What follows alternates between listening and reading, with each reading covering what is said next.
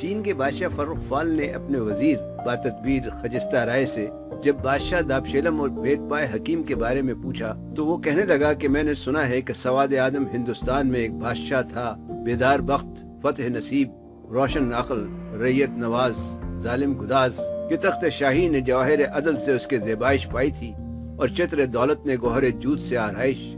لوگ اسے رائے دابشیلم کہتے تھے، یعنی بڑا بادشاہ۔ اس نے ملک کا نظم و نسق بہت خوب کیا تھا، مدعیوں سے ولایت کو خالی، ہمیشہ خاطر جمعی سے محفل عشرت آراستہ اور زمانے کے احوال سے اپنے آپ کو آگاہ رکھتا۔ دانا مصاحب اور حکمہ محقق اس کی خدمت میں حاضر رہا کرتے، مجلس کو رنگین باتوں اور دل فریب حکایتوں سے تازہ رکھتے۔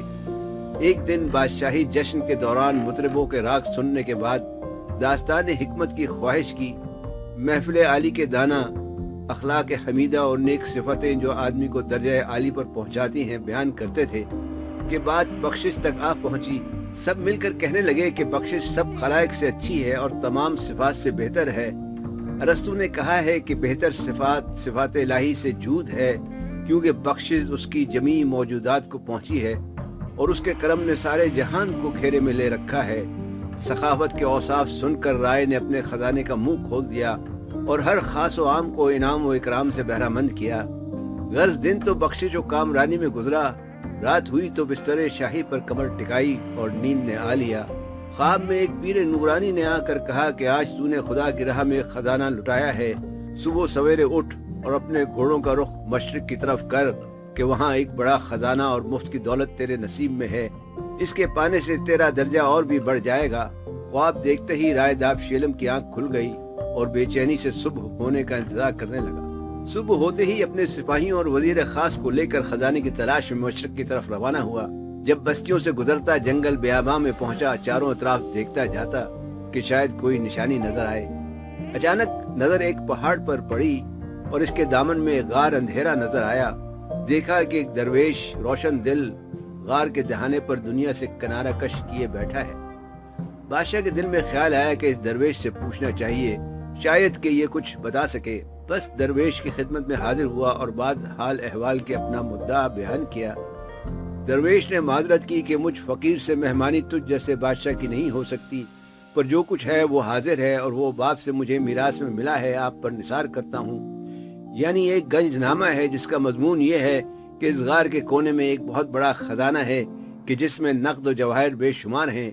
میں نے تو قناعت کا خزانہ پا لیا، اس لیے اس خزانے کی تلاش نہ کی۔ اگر بادشاہ التفات کریں اور اپنے ملازموں سے تلاش کروا کر اپنے خزانہ عامرہ میں داخل کر کے مناسب کاموں میں خرچ کریں تو بہتر ہے۔ دابشیلم نے حکم کیا اور سپاہی غار کو کھودنے لگے۔ تھوڑی ہی دیر میں خزانہ نکال کر بادشاہ کی خدمت میں پیش کیا اور حسب الحکم صندوقوں کے قفل کھول کر نفیس زر و جواہر سامنے رکھے۔ اس میں سے ایک جڑاؤ صندوق نکلا، لوہے کی زنجیروں سے جکڑا ہوا اور مضبوط تالے سے بند۔ کنجی اس کی ہر چند تلاش کی پر نہ مل پائی۔ دابشیلم کو کمال جستجو اس کے کھولنے کی اور اس چیز کے دیکھنے کی ہوئی جو اس میں بند تھی۔ دل میں خیال کیا کہ ضرور کوئی بیش قیمت تحفہ اس میں بند ہے۔ آخر جب قفل توڑا گیا تو اس کے اندر سے ایک ڈبہ نکلا اور دوسری ڈبیا اس کے بیچ میں تھی۔ رائے نے ڈبیا کھولی تو دیکھا ایک ٹکڑا ریشمی کپڑے کا ہے اور کئی عبارتیں سریانی زبان میں اس پر لکھی ہیں۔ رائے دابشیلم متعجب ہوا کہ یہ کون سی چیز ہے جو اس احتیاط سے رکھی ہے۔ کچھ نے کہا کہ اس خزانے کے مالک کے نام ہے، کچھ نے کہا خزانے کی حفاظت کا طلسم ہے۔ دابشیلم نے فرمایا جب تک یہ عبارت پڑھی نہ جائے بھید اس کا نہیں کھلنے والا۔ ملازموں میں سے کسی کو وہ خط پڑھنا نہ آیا، اس لیے ایسے آدمی کی تلاش میں دوڑے جو عجائب خطوں کے پڑھنے میں مہارت رکھتا ہو۔ آخر ایک دانا کو پایا اور حضور میں لا حاضر کیا۔ اس دانائے نکتہ فہم نے بہت تامل کے بعد لکھے کو پڑھ سنایا اور کہا یہ نوشتہ بڑے فائدے کا ہے، اصل خزانہ یہی ہے۔ مضمون اس کا یہ ہے کہ میں جو ہوشنگ بادشاہ ہوں اس خزانے کو امانت رکھتا ہوں واسطے ایک بادشاہ بزرگ کے جس کا نام رائے دابشیلم ہے۔